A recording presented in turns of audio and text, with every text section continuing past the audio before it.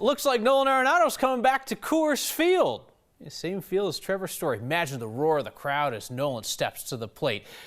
All-Star game is coming to Colorado. That home run derby, oh, that's going to be good.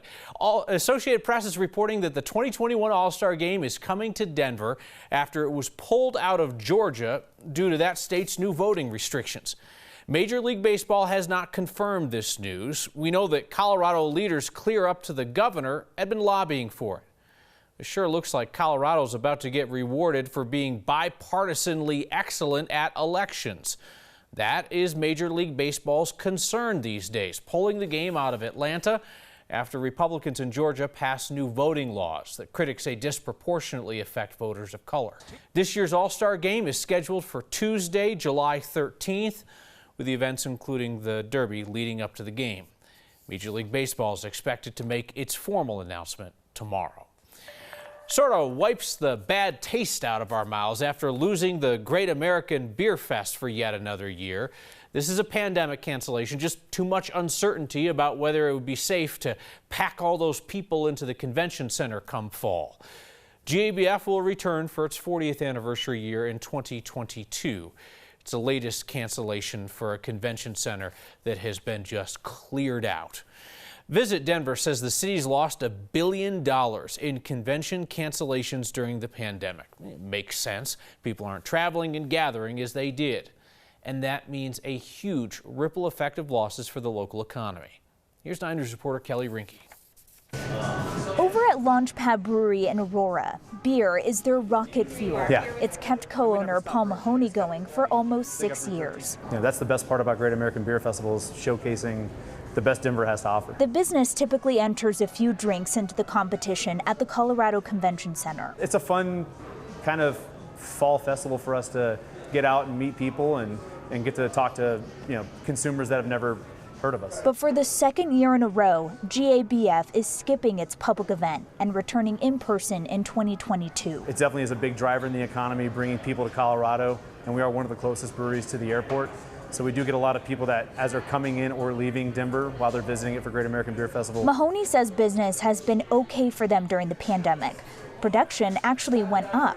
It's a different story in the city of Denver. In 2020 and really the first half of 2021, we've lost over $1 billion of economic impact on meetings and conventions, both in hotels and the convention center. Visit Denver says lost bookings at the convention center and hotels meant fewer people were coming to local businesses to spend their money. What we're seeing now is we've transitioned from cancellations, like we had, in rebookings, and we're starting to really save a lot of the business we had this year. An encouraging second half of the year as beer lovers anxiously wait to meet up again at the festival on tap for 2022. Everybody wants to get back to having fun and having beer festivals. In Denver, I'm Kelly Rinke, 9 News.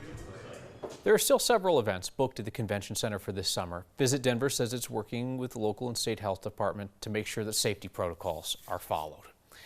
The U.S. is seeing a rise in COVID cases, appears mostly driven by younger people.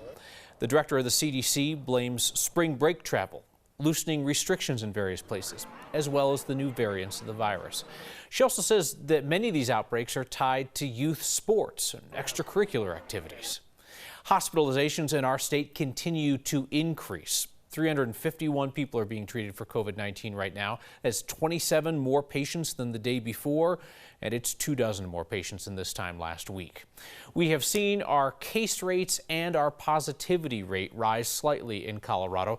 7-day positivity rose above 5% over the weekend. That's the number we talk about quite often. Public health experts always want us to stay below that. It's a measure of spread in the community. Last time we were above 5% positivity was late January.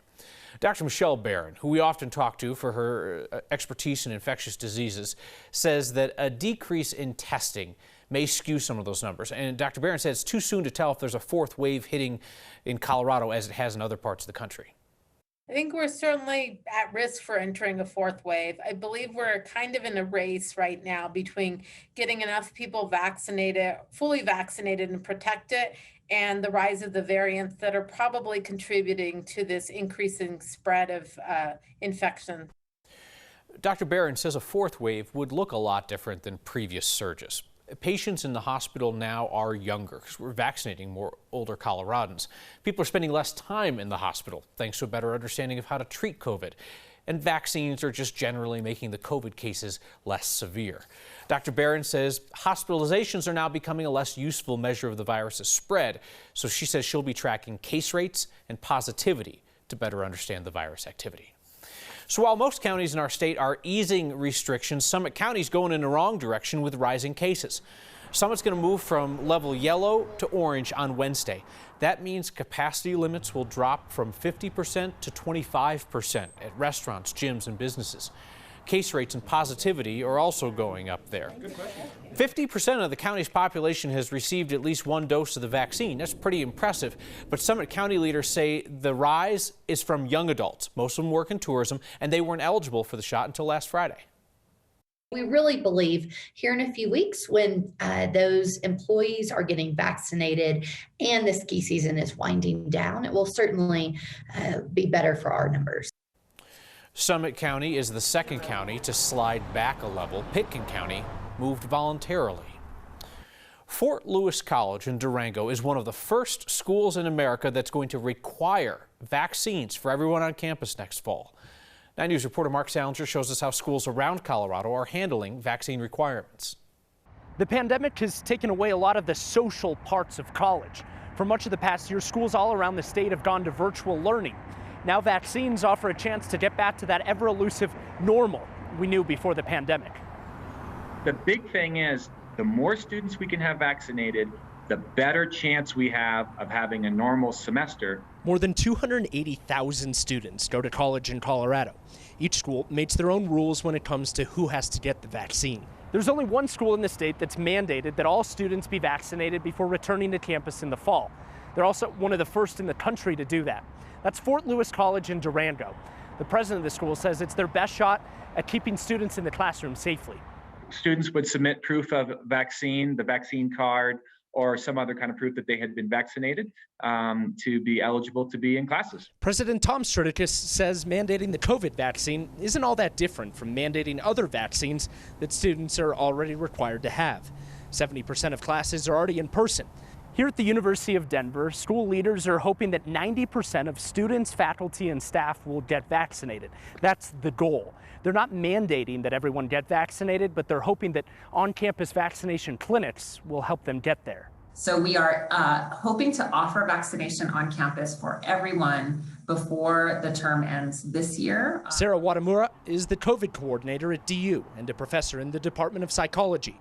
She believes enough students and faculty will want to get the vaccine that they won't need to mandate it. You actually have a very good cooperation when people feel that they have choice and they have opportunity.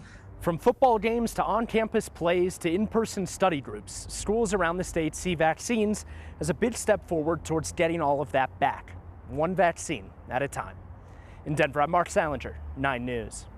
We should mention, while Fort Lewis College will require the vaccine, they will have exemptions for things like medical conditions and religious beliefs.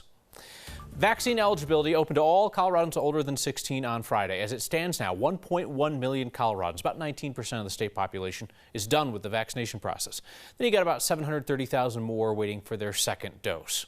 The U.S. is currently averaging more than 3 million shots given a day. Saturday was a new record, more than 4 million doses given. Boulder police have now finished their investigation inside the King Superstore where 10 people were shot and killed. It's been 2 weeks since the shooting at the store at Table Mesa and Broadway. Detectives have now turned the scene back over to the company. The store's closed. There's been no public announcement on what's going to happen there long term. City leaders and a spokesperson for King Soopert said any decision is going to be made with the support of City Council and the input of the community.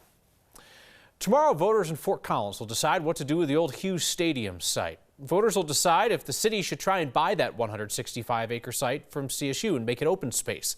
Now, it doesn't mean that CSU would have to sell if that's what voters want. The site where CSU's old football stadium once stood has turned into the site of a fight between neighbors and developers. Those developers want to add housing, and the neighbors would prefer open space.